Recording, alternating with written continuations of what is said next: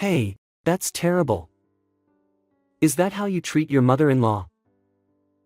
She's like a wicked wife. Not cooking for your mother-in-law's meals.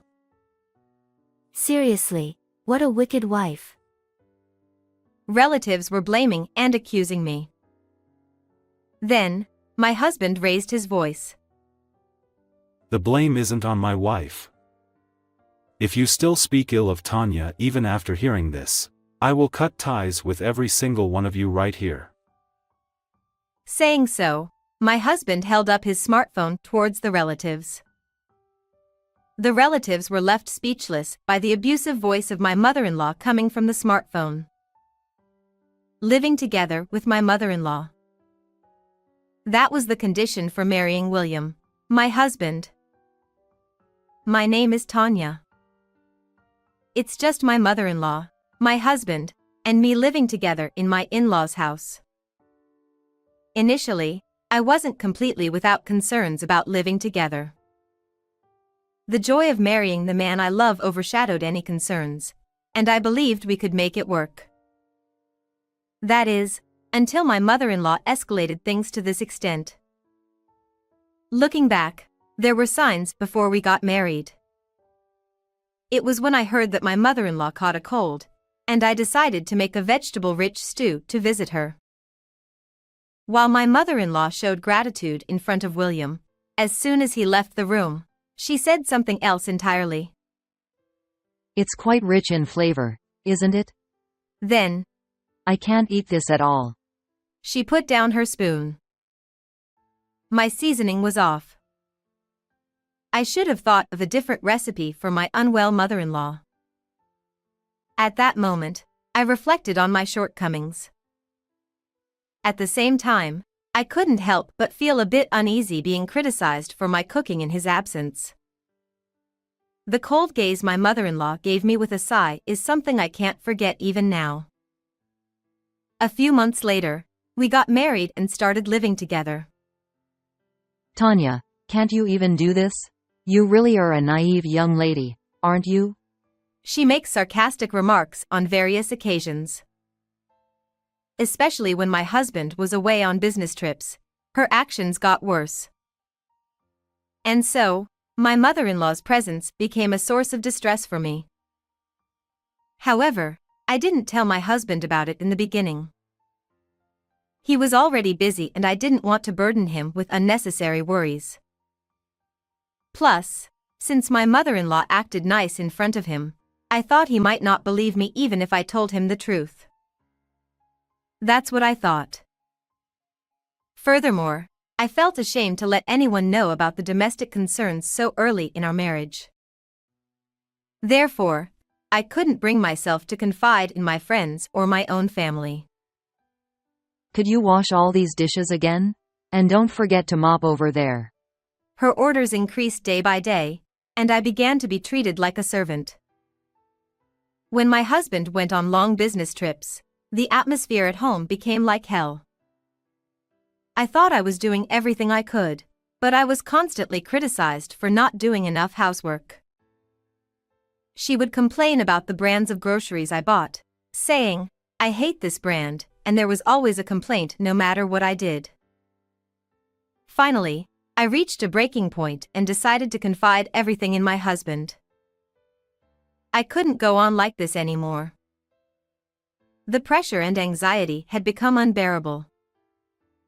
My husband was incredibly shocked when he heard my story. I had no idea that was happening. I'm sorry for putting you through such a tough time. It's not something you need to apologize for, William. No, I should have noticed sooner. But still, I can't believe my mom would say such things. It seemed my husband hadn't realized how coldly my mother-in-law was treating me all this time. He was in disbelief, but he listened sympathetically without doubting my story. I felt reassured that my husband was on my side and that he truly loved me. I still think it was the right decision to trust him and open up about everything back then. The next day, my husband talked to my mother-in-law about everything. Thanks to that, she stopped making negative remarks. At least, that's what I thought for just one day. The following day, she said something like this. Why did you have to make William talk to me? That poor boy, being dragged into his wife's petty complaints. Petty complaints? Does she just see it as nothing more than a wife's whining? I've been trying to help you in various ways, so you should be grateful to me. My mother-in-law spoke as if everything she did was out of kindness. The mistreatment didn't stop there. In fact, it only seemed to worsen and accelerate further. Before I could take a bath, she would empty the bathtub. She would wear my shoes without permission, go out, and return with them covered in mud. Then, one night when my husband was away on a business trip. Tanya, you're still terrible at cooking. Is this pork undercooked? It should be thoroughly cooked. Shall I cook it again just to be sure? Forget it. I don't want to eat your cooking anymore. I don't need anything from you anymore. The meat was already thoroughly cooked, but I reached for the plate to cook it again just to be safe. Then, my mother-in-law swept my hand, along with the plate, away. The plate shattered, and the freshly cooked meal scattered across the floor. She walked past it as if nothing had happened and left the room. Why did it have to come to this? I couldn't sleep that night. I had no strength left to argue back or hope that my mother-in-law would change someday. I just kept crying. When my husband returned from his business trip, my husband quickly noticed my distressed demeanor. What? This is outrageous. Even though she's your own mother, this is unacceptable. My husband, utterly disgusted, confronted my mother-in-law the next day in front of me. You're despicable. I'm deeply disappointed in you, Mom.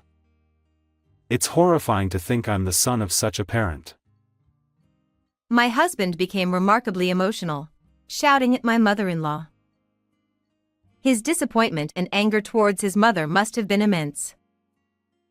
Perhaps shocked to receive criticism from her own son, my mother-in-law's face turned pale. However, she never admitted fault. Right, everyone's coming today, so I should start getting ready. She abruptly changed the subject. That day, we had plans for relatives to come over for a meal. My mother-in-law hurriedly headed to the kitchen. I'll help too. I followed her and offered to help. Tanya, you don't want to be around me, do you?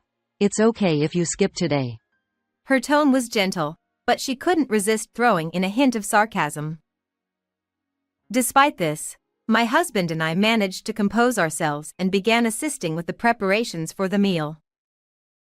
Later, as the relatives gathered, I placed the dishes on the table. Hey, there's one missing here. There's no dish in front of your mother-in-law. In response to this, I said, I cooked today, but apparently my mother-in-law doesn't want to eat my food. Huh? I've been told not to do anything by my mother-in-law herself. Wait, are you serious? Hey, that's terrible. Is that how you treat your husband's mother? She's like a wicked wife. Not cooking for your mother-in-law's meals. Seriously, what a wicked wife. The relatives were blaming and accusing me. Then, my husband raised his voice. It's not my wife's fault. Don't call her a wicked wife. You don't know anything, so don't say such things about Tanya. Saying so, my husband held up his smartphone towards the relatives. If you still speak ill of Tanya even after hearing this, I'll cut ties with everyone here. What came from the smartphone were the hysterical tirades of my mother-in-law. Just looking at you makes me irritated. You're in the way. Get out of here. It was a series of verbal abuse directed at me. Forget it. I don't want to eat your cooking anymore. I don't need anything from you anymore.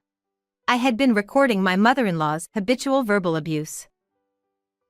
It was a suggestion from my husband to protect myself. The relatives were left speechless after hearing the audio. For me, the time felt incredibly long as the pain of being subjected to verbal abuse resurfaced. My husband explained that it was his instruction not to prepare a meal specifically for my mother-in-law. I received apologies from the relatives, and my mother-in-law was served a meal by them on the spot. Eventually, the situation was resolved. My mother-in-law sat there, stunned and speechless with her head down.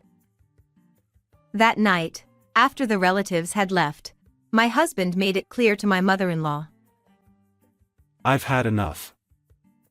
We can't live together anymore. We're moving out.